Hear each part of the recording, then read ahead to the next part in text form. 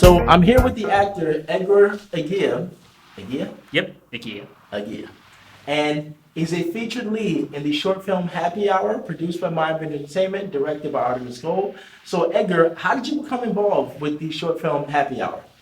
Well, I was scrolling through Facebook one night, and in many of the actor-centered Facebook groups, casting directors for actors or Asian American actors or something along those lines, I came across a post from Emperor Kohler MindBender Entertainment that they were looking for an Asian male actor in the late 20s, early 30s age range.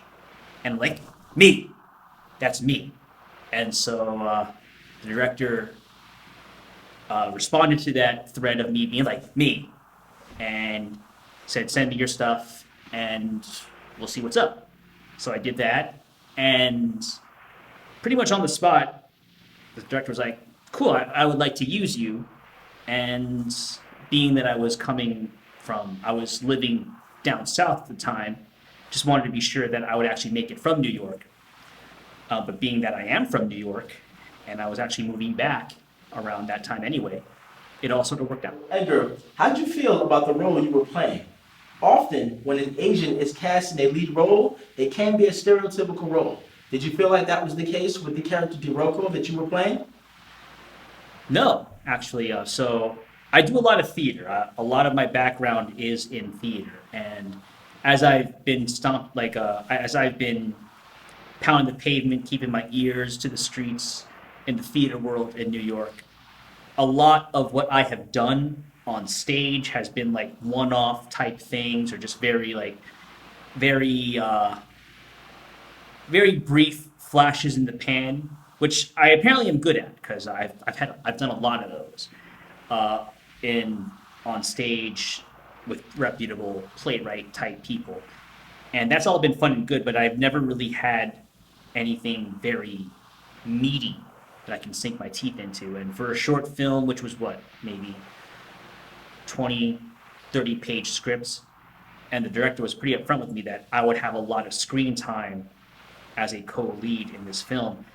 It was nice to have something to play with for once and just kind of just see what I am like on screen with more than a single line, or just something just like a single line that I have to make a meal out of and just see if I could stretch that even more. So that was something I was very appreciative of, because prior to coming on board, I was doing a lot of theater or taking a lot of theater training, and I was just feeling very unfulfilled, to say the least. Do you feel like you can relate to the character Duroko in this film? How so? Like, what do you feel like your similarities personally or your differences to this character that you play in this film, Happy Hour? Okay, well, character was is a high level medical, like a executive in the medical profession, and as an Asian dude, if you want to be more specific, a Filipino American dude, which I am in life, uh,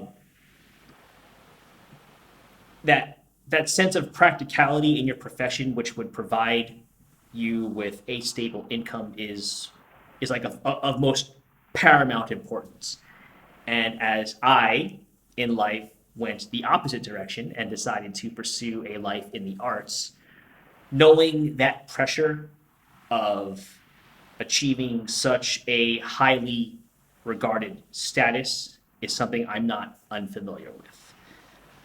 So just knowing what that is and how I live my life currently is totally reminding me of what that character